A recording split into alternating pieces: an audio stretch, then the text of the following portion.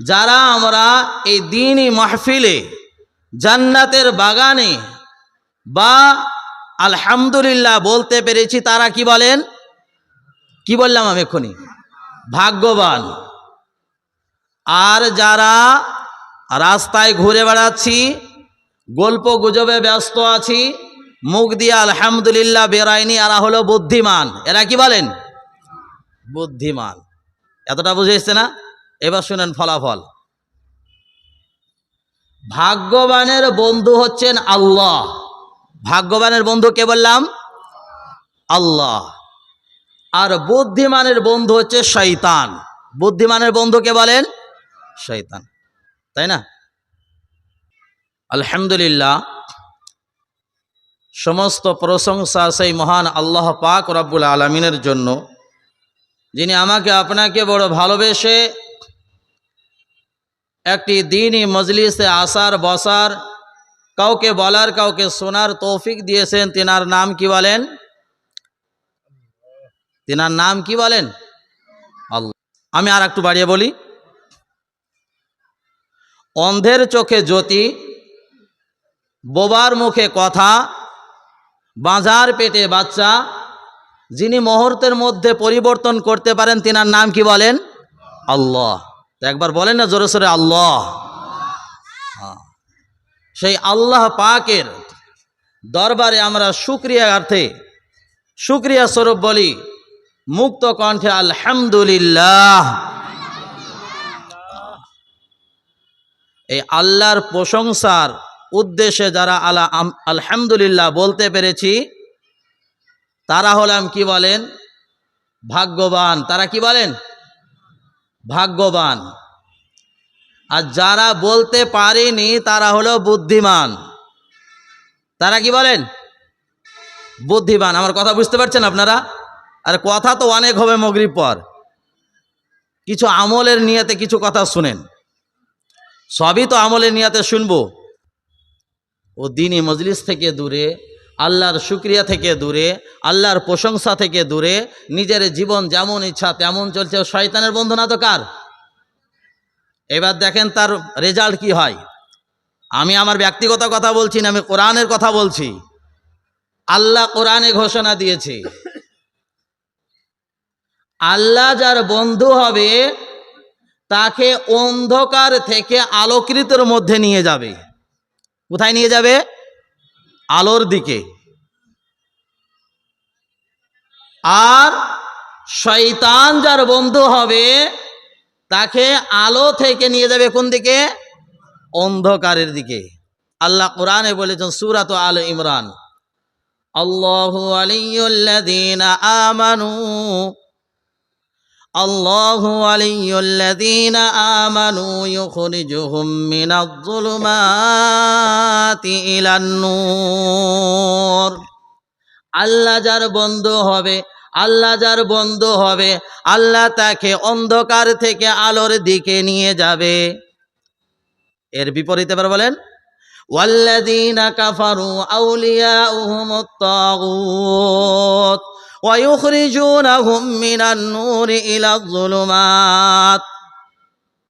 আল্লাহ বলছে শয়তান যার বন্ধু হবে তাকে কোথায় নিয়ে যাবে? আলো থেকে অন্ধকারের মধ্যে নিয়ে যাবে, তাই না? তাহলে আমরা এটা একটু খুব কান খুলে শুনে রাখি। যারা মজলিসে আসেনি এটা নিজের বাহাদুরি মনে করি না, বরং আমরা শয়তানের বন্ধু বানিয়ে রেখেছি। কি বানিয়ে রেখেছি বলেন?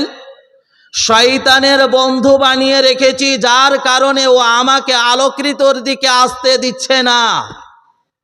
এটাই বাস্তব। কেননা আল্লাহর কথার কোনো বিকল্প রাস্তা আছে? আর নেই।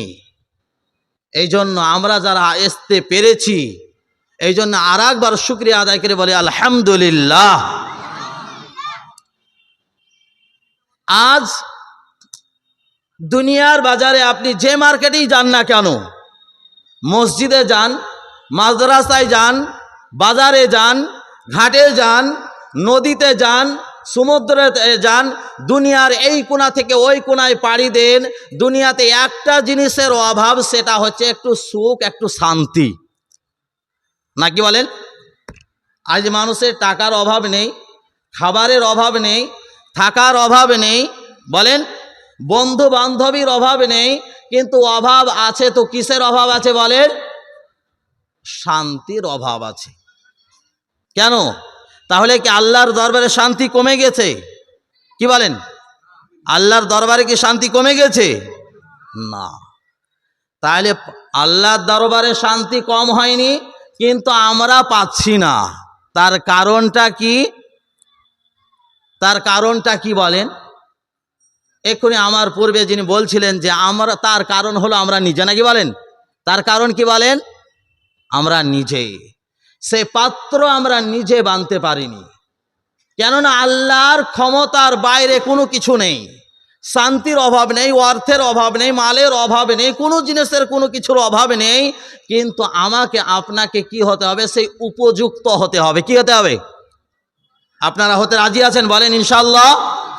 একবার হাত তুলে দেখান, সকলে বলেন আমরা সকলেই প্রস্তুত আছি। আল্লাহ আল্লাহ আমাদের সকলকে কবুল করেন, বলেন আমিন।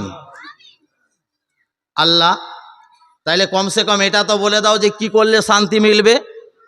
নাহলে এত নামাজ পড়ছি, রোজা রাখছি, হজ করছি, জাকাত দিচ্ছি, মানুষের সঙ্গে ভালো ব্যবহার করছি, তার সত্ত্বেও আসছে না। আল্লাহ শোনাচ্ছে কি, আমি একটা আয়াতই তেলাওয়াত করেছি আপনাদের সম্মুখে। জন্য আল্লাহ রাব্বুল আলামিন শোনাচ্ছেন, হুয়াল্লাযী আনজালাস সাকিনাতা ফি কুলুবিল মুমিনিন।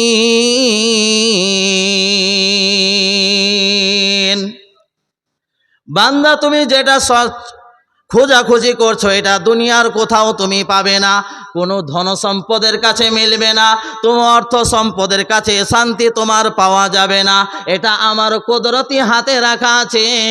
আমি এটা আসমান থেকে যখন অবতীর্ণ করি, এটা শুধু মুমিনের দিলেতে যাবে, অন্য কারো দিলে যাবে না। বাবজিরা আমার শোনাচ্ছেন, ভাইরা ও মা ও বোনেরা, আমরা সত্যি কি মুমিন হতে পেরেছি কি পারি নাই?